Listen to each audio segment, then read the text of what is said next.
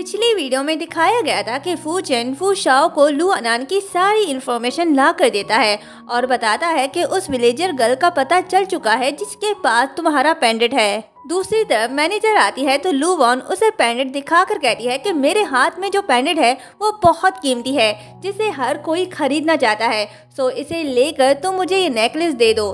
Manager pendant देखती है तो उसे पता चलता है कि ये तो फू फैमिली का खानदानी पेंडेंट है। वो उसे वेट करने का कहकर फू फैमिली को कॉल करके बता देती है। बात करने के बाद वो वापस आकर शॉपकीपर से कहती है कि जल्दी करो और ये नेकलेस इस लेडी को दे दो।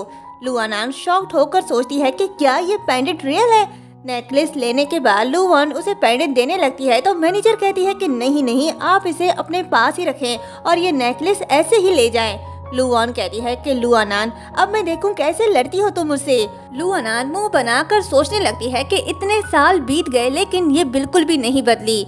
लू वॉन खुश होकर मॉम को कॉल करके बताती है कि मॉम आपको लू अनान का चेहरा देखना चाहिए था। जब मैंने वो नेकलेस लिया तो वो गुस्से से लाल हो गई थी। मैं चाहती हूँ कि उस नाजायज बेटी को पता चले कि लू फैमिली की रियल बेटी कौन है। ये कहते ही वो जैसे ही कार में बैठती है तभी लू चैन के लोग उसे पकड़ लेते हैं। लू वॉन कहती है कि जाने दो मुझे, क्या तुम नहीं जानते कि मैं कौन हूँ? मैं लू फैमिली की सबसे बड़ी बेटी हूँ। फू चैन आता है तो वो कहती है कि तुम्हें पैसे चाहिए ना, तो मेरे पास हैं। वो पेंडेंट फू चैन को देखकर कहती है कि ये पेंडेंट बहुत कीमती है, तुम इसे ले लो और प्लीज मुझे जाने दो। फू चैन पूछता है कि ये तुम्हारा है? लू वॉन कहती है कि हाँ ये मेरा है, तुम इसे ले लो और मुझे जाने दो। फू चैन कहता है कि ये तुम्हारे पास कहाँ से आया? मैं तुम्हें एडवाइस दे रहा हूँ कि सच बोलो, नहीं तो। लू वॉन डर के बताने लगती है कि ये मेरी बहन का है, उसने मुझे दिया था। फू चैन सोचता है कि वो भाभी कैसे हो सकती है। लू वॉन कहती है कि अब मैंने तुम्हें सब बता दिया है ना, तो जाने दो मुझे। फू चैन उसे डराने लगता है और अपने लोगों से कहता है कि जाकर इसे मार दो। तो लू वॉन रोते हुए कहती है कि वो तुम्हें सच नहीं बताएगी, तो मुझे जाने दो। फू चैन कहता है कि मैं तुम्हें लास्ट चांस दे रहा हूँ, सच बताओ। लू वॉन कहती है कि ये मुझे जमीन पर घिरा हुआ मिला था। फू शाओ पेंडेंट देख रहा होता है और सोचता है कि अच्छा तो वो तुम थी। फू चैन कहता है कि भाई इसने बताया कि ये पेंडेंट उसे कहीं से मिला था और ये शॉप की सीसीटीवी रिकॉर्डिंग है। फू शाओ वीडियो देख रहा होता है। फू चैन उसे बताता है कि ये लू फैमिली की सबसे बड़ी बेटी है और उसने ये भी बताया है कि तुम मरने वाले हो, इसलिए उसने अपनी बहन की शादी तुमसे करवाई। ये लड़की इतनी बेवकूफ़ कैसे हो सकती है? ये पेंडेंट उसका नहीं है, पर मैंने उसे ये बेशर्मी से कहते हुए सुना कि ये मेरा है। फू शाओ हंसने लगता है और वीडियो देखकर कहता है कि अच्छा जो मेरा है तुम उसे इतना चाहती हो। फू चैन कहता है तो अच्छा बताओ इस लड़की के साथ क्या करना चाहिए? फू शाओ कहता है कि एक दो थप्पड़ मार कर इसे घर फेंक दो। फू चैन कहता है कि क्या मारूं इसे? तुमने पहले तो कभी किसी लड़की को मारने को नहीं कहा, क्या ये भाभी के लिए कर रहे हो? फू शाओ कहता है कि फजूल बातें करना बंद करो और चले जाओ यहाँ से। दूसरी तरफ ग्रैंड माँ को पता चलता है कि फू शाओ और लू अनान इतने क्लोज नहीं हुए हैं, उन्हें जल्द ही एक पोता चाहिए। तो वो मेड के साथ प्लान बनाती है और उसके कान में कुछ कहती है तो मेड कहता है कि क्या आप सच में ये करना चाहती हो? ग्रैंड माँ कहती है कि जैसा कहा है वैसा करो। लू अनान घर आती है पर उसे पता नहीं होता कि फू शाओ रूम में ही है। वो सोचती है कि वो पेंडेंट रियल था, उसने इतना कीमती पेंडेंट एक स्ट्रेंजर को कैसे दे दिया जिससे वो पहली बार मिला था, कितना अजीब है ये।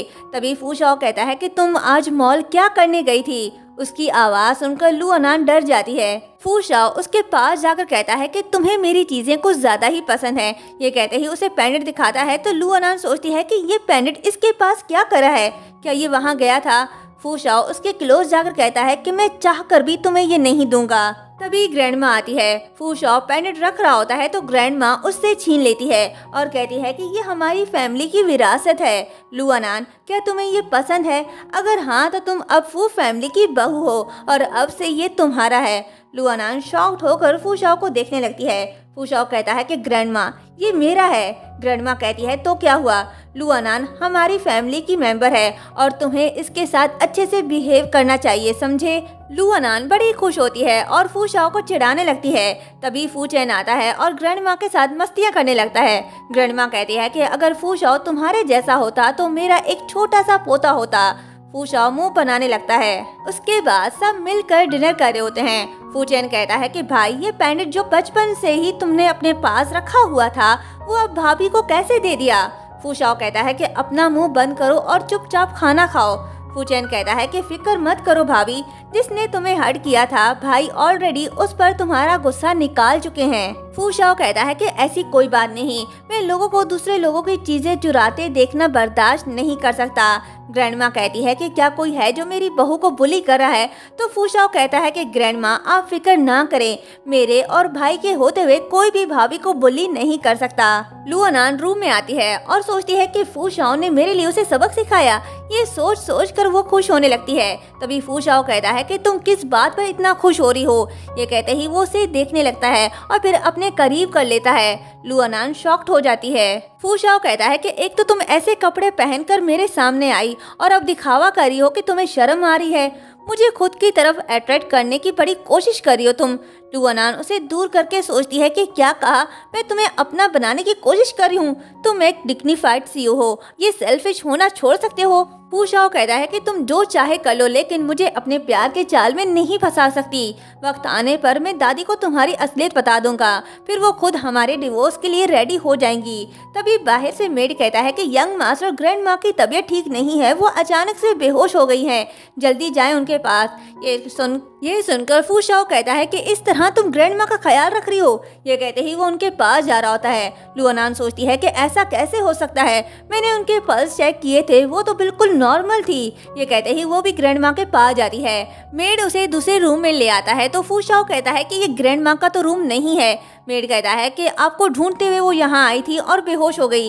ये सुनकर लुआनान और फू शाओ दोनों रूम के अंदर जाते हैं तो बाहर से मेड दरवाजा लॉक कर देता है। फू शाओ दरवाजा खोलने को कहता है तो ग्रैंड माँ कहती है कि आज रात तुम दोनों यहीं आराम करोगे। फू शाओ कहता है कि ग्रैंड माँ हमें परेशान करना बंद करें और दरवाजा खोलें। लुआनान को रूम से स्मेल आने लगती है। वो चेक करने जाती है लेकिन उसे चक्कर आने लग जाते हैं।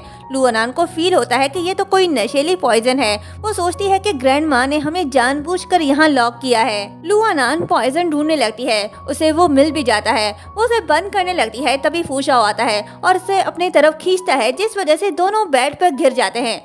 फू शाओ कहता है कि ये सब तुम्हारा प्लान है ना। तभी ड्रग अपना असर दिखाने लगती है। ग्रैंड माँ ये सब विंडो से देखने लगती है और शर्मा कर चली जाती है। फू शाओ उसके क्लोज आने लगता है। लुआनान उसे धक्का देकर अपने आप से दूर करती है। फू शाओ समझ नहीं पाता कि ये सब क्या हो रहा है। वो उसे सॉरी कहकर शावर लेने चला जाता है। लुआनान निडल निकाल कर अपने आप को थेरेपी करती है, जिससे उसका नशा उतर जाता है। तभी उसे एकदम से वॉशरूम में से आवाज आती है किसी चीज के गिरने की, तो वो भागते हुए वहां जाती है तो देखती है कि फू शाओ जमीन पर गिरा हुआ है। और यहीं पर ये पार्ट एंड होता है।